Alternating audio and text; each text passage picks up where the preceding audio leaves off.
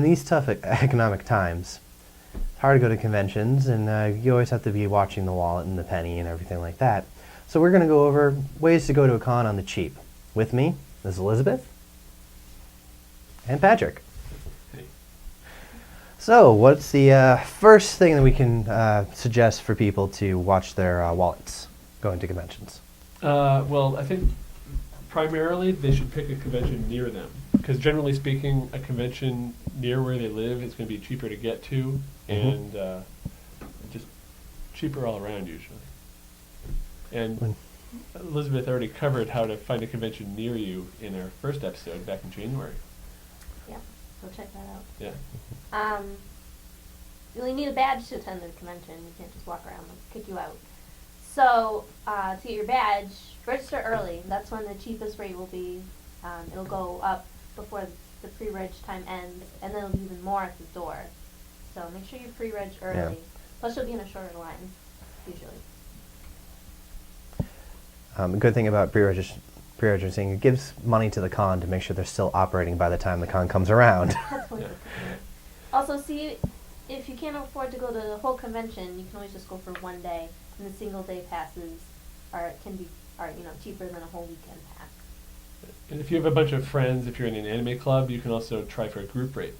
And it's usually a group of 10 or more, and maybe get $5 off each, and every little bit counts.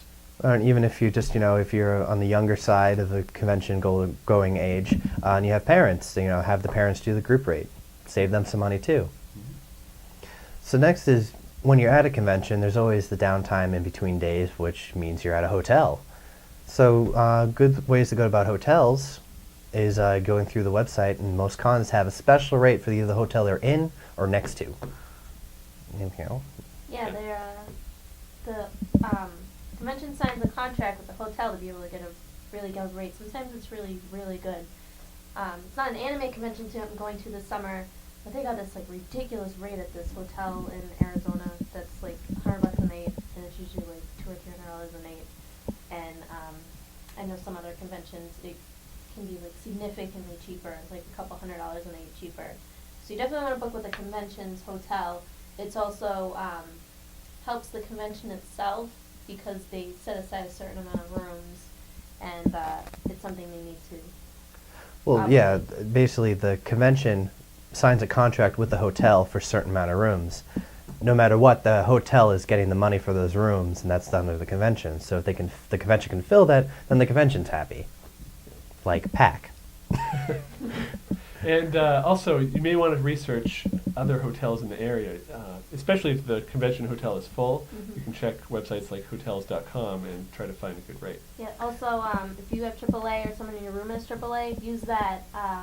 When Patrick and I went to Anime Next last year, we kind of decided kind of late to go, a couple months beforehand, and all the hotels were booked. But there was another hotel, right in the same area, and their AAA rate was the same price as all the other hotels in the area, so it worked out really well for us. Yeah. And we had free breakfast. And in addition to AAA, a lot of hotels have frequent guest programs. And if that doesn't get you a better rate, it may get you some other benefits. And to save money, room with other people. Share the cost. And a good way to make sure that your friends actually pay you and pay you up front is to hold the room key and give it to them after they give you their share of the hotel bill. You want in, you give me money. That way they won't spend it all in the dealer's room. Oh, I forgot. Don't mind me, I'm bitter. Well, speaking of the dealer's room. Dealer's room. Yeah. Set a budget first. Yeah. Yes, because dealer's prices can vary. You can walk around the entire dealer room and find the same item at multiple places, and they'll all be a different price. If you have the time for that, definitely, bargain hunt. But other than that, there's certain things that are not in print anymore that some dealers have, like certain DVD box sets, and those are going to run you about $150 or more. So, definitely set yourself a budget and just be like, all right, do I really need this? Could I get this at another convention? Even local anime shops might even have it. Keep that in mind, not to steal money from the dealers, but set yourself a budget. Make a list, too, of things you're looking for, kind of like when you're going to the grocery store. And also so you don't end up with volumes of manga you already have like I did before. Whoops. Yeah. Hard trapping you in so many. It's always bad when you get to the third copy. Oh, whoops, sorry. And also, when you're at the convention, you have to eat at some point. So Please eat. yeah, please Don't eat. pass out. Yeah, otherwise you pass out, and that's not good. So you've got several options to save money with food, and you could bring your own food. That's of course one option. You can eat it in the room, make sandwiches. Yeah, the only thing is not every hotel will provide a microwave or a fridge or either or one or the other. So you're going to have to be creative with that because also you don't want to bring a hot plate and burn down a hotel because no one will like you after that. And you might get in trouble if you get caught, too. Yeah. It's usually not allowed because it's a kind of fire hazard in a small enclosed space like that. But some people have used coffee makers to make ramen. And you know, it's only 3 days out of your life. I'm sure you can survive on ramen. You might not want to, but Some sandwiches. sandwiches, Right, yeah. right. Really, You can bring a cooler, you can keep stuff reasonably fresh. You get the ice right in the hotel. Try to do that first thing. One thing I like to do is before I go, again, I use Google Maps, which is awesome, and I search the area for restaurants, and then you can find out what's in the area and try and find their menus online and see what's cheap and what's expensive, because you don't want to be like, oh, this place looks cool, and the entrees start at $20 each, and you're like, well, I'd rather spend that money in the dealer's room. Yeah, I had a friend who just casually walked by a sushi bar, which is a general place most people go after an anime convention. And they're like, oh, yeah, the sushi's very cheap. Yeah, they were talking about the price for, like, ordering one set of California rolls. We were sitting there and like, oh, wow, water's $2. Uh-oh. Yeah. But definitely remember to eat. And And drink. yeah, drink water. Water. And so also getting to the convention, I mean, if you have one that's close to you, you can carpool with friends or take public transit. For the cosplayers, I do recommend maybe wearing half of it or wearing something over it.